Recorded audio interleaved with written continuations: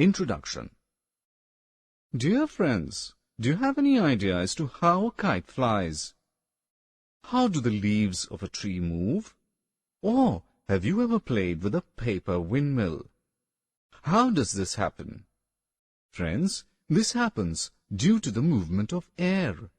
Air is present everywhere around us, and we can feel it. Objectives. At the end of this course, you will be able to list the properties of air and describe the role of air and water in our life. The balloon becomes large when we blow air into it. This clearly shows that the air occupies space.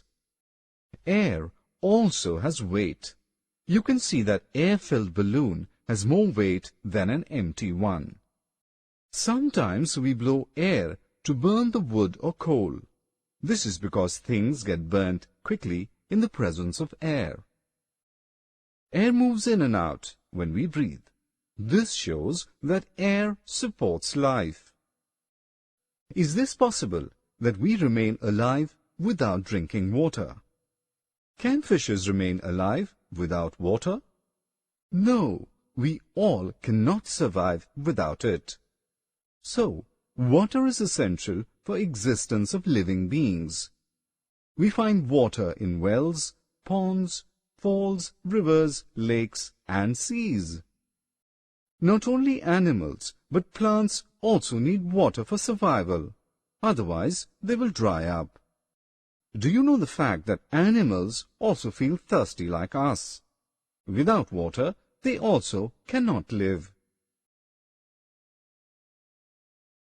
Summary.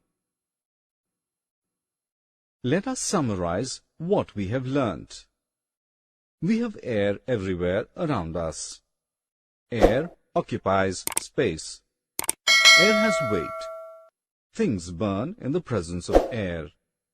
Water is necessary for us.